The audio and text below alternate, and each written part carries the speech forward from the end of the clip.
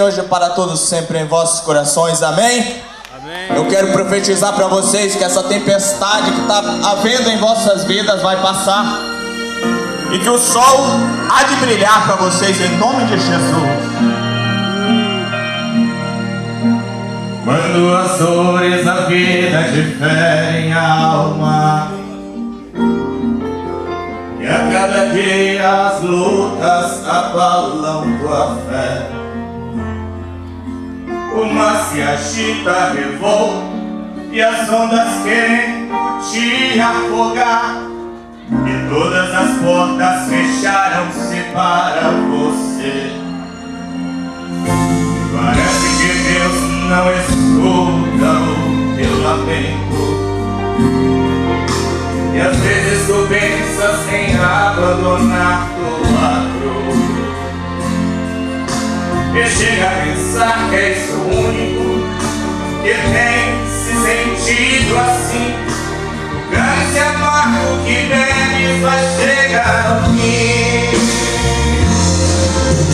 Saiba que Deus tem olhado o teu sofrimento. O teu lamento chegou ao trono do Senhor. Deus tem estado ao teu lado em todo tempo.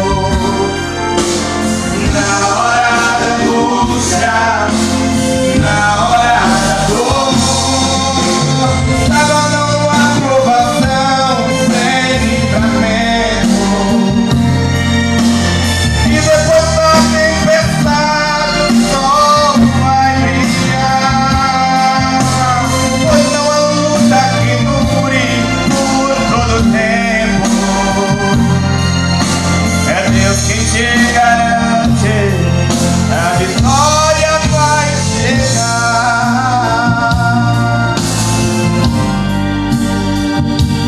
Oh, glória a Deus.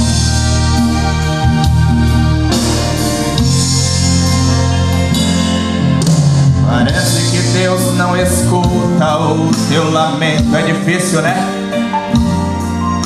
E às vezes tu pensas em abandonar tua cruz, e chega a pensar que és o único que tem se sentido assim. O cálice amargo que bebes vai chegar ao fim. Saiba que Deus tem olhado o teu sofrimento. O teu lamento chegou ao trono do Senhor. Deus tem estado ao teu lado em todo tempo.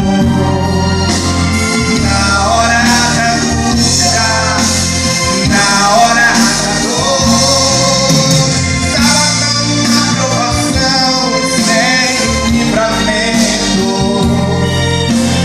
e depois da tempestade o sol vai brilhar, pois não há luta que dure por todo tempo. É Deus quem te garante, a vitória vai chegar. É Deus quem te garante, a vitória vai chegar.